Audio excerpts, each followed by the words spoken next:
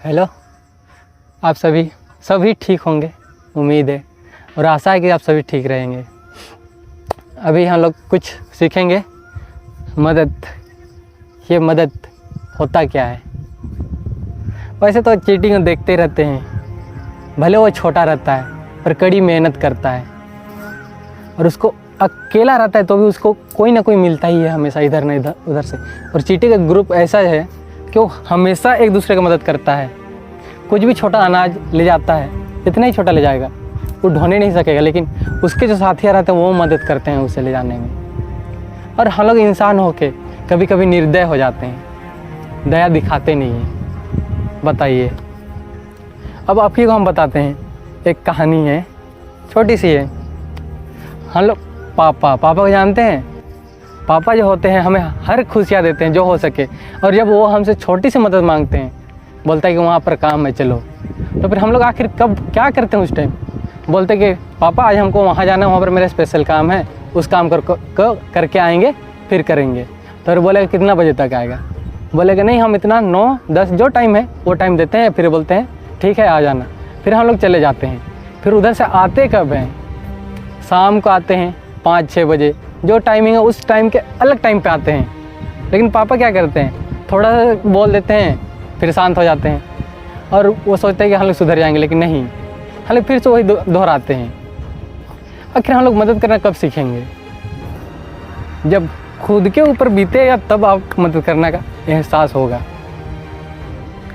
अब मान लिया घर में 2 परिवार है, जो 2 परिवार से घर चलता है। एक तो होती है मम्मी और एक पापा। मम्मी जो रहती है वो घरेलू काम से आपको मदद करती है, खाना उना बनाने में पापा को मदद करती है। और पापा जो रहता है बाहरों की चीज़ को लाने में मदद करता है। और वैसे नॉर्मली देखो कहीं पर भी यही नहीं बोल रहे कि आप बड़ा से बड़ा ही चीज़ में मदद करो, एक छोटा सी चीज़ में मदद करो। मेरी कहानी बताता हूँ। हम लोग यहाँ से जहाँ पर अभी हैं वहाँ से लोग डेली जाते हैं शाम को। तो अंकल एक बोले तो घर बन रहा है, वहाँ मकान है, अभी पूरा कंप्लीट नहीं हुआ है, थोड़ा सा है। वहाँ पर एक बल्ब लगाया हुआ है, जगह एक दादाजी रहते हैं। तो फिर हम लोग जब भी जाते हैं हम लोग पाते हैं, बोलते हैं बेटा बल्ब जला दो बोल के। अब उसको हम लोग छोटा सा बल्ब जला देते हैं तो भी एक तरह का मदद हुआ ना। वैसे छोटे छोटे चीज़ में मदद कीजिए, ज़्यादा बड़ा मदद करना नहीं बोल रहे हैं। अब आपको मदद करना बोलेंगे इतना बड़ा एक ही बार दे देंगे तो ऐसे थोड़ी ना होगा। और जहाँ राह चलते हुए कोई मिल गया, हाँ उसको मदद कर दिया थोड़ा सा। कोई किसी को ज़रूरत हुआ, कि मान लीजिए किसी को पैसा ही ज़रूरत हो, आजकल के दुनिया में पैसा बहुत चलती है, पैसा ज़रूरत होता है बहुत कोई को, आपको भी है हमको भी है, पैसा होता है सब कोई को ज़रूरी। लेकिन अब जिसको ज़रूरी होता है उसको अब बोलेगा तो फिर उसको मदद कीजिए। ये नहीं कि आपके पास पूरा ही पैसा मदद करना है, आपको जो हो सके थोड़ा बहुत हो सके, लेकिन मदद करना है। अगर हो सके तो कीजिए, और नहीं हो रहा है तो फिर बोल दीजिए मुझे माफ़ कर दीजिए, मेरे पास अभी नहीं है।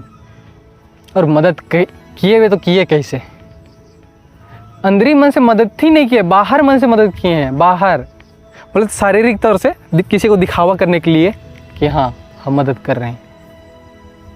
भाई मदद कैसा होता है? बोला गया है ना, दाहिने हाथ से पैसा दो तो बाएं हाथ को पता ना चले।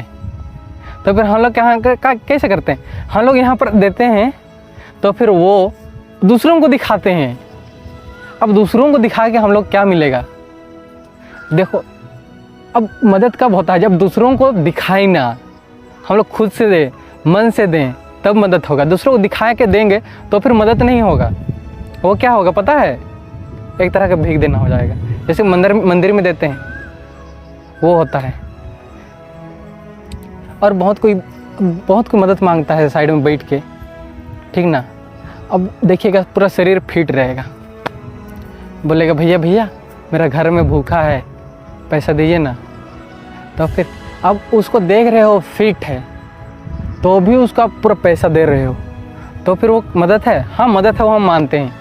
लेकिन अब वही पैसा को कोई गरीब घर में देते हैं, जिसका पैर नहीं चल रहा है, जिसका हाथ पैर टूटा हुआ है, आँख नहीं है, वैसे गरीब घर में देते तो फिर वो किसी अच्छे कार्य में काम आता। वो अच्छे कार्य में काम आ रहा है, लेकिन उनसे ज़्यादा इन्हें ज़रूरत है जो कि गरीब घर में है।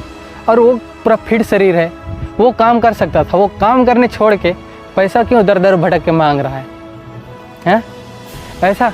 और जब भिखारी है और वो बोल तो काम कर नहीं सकता है, पूरा पीड़ित है शरीर से, उनको मदद कीजिए। हम लोग यहाँ पर हैं, अभी हम लोग यहाँ पर एक शाम को यहाँ से जा रहे थे, उस टाइम एक क्या बोले तो अंकल हैं जिनका पैर टूटा हुआ है, विकलांग है, वो व्हील चेयर में रहते हैं, पर भी वो अपने से पैसा कमाते हैं। सोचिए, व्हील चेयर में रह के वो अपने से पैसा कमा रहे हैं। ज़रा सोचिए कैसा कमा रहे हैं, व्हील चेयर में रह के। वो एक ट्यूशन देते हैं, होम ट्यूशन देते हैं, व्हील चेयर में रह के, पैर में रह के। वो ट्यूशन के डेली आते हैं 4-5 किलोमीटर अपना घर से ट्यूशन पढ़ाने। अब वो विकलांग है, ट्यूशन पढ़ा रहा है, और जो शरीर फिट है वो दर भटकता है पैसा मांगने।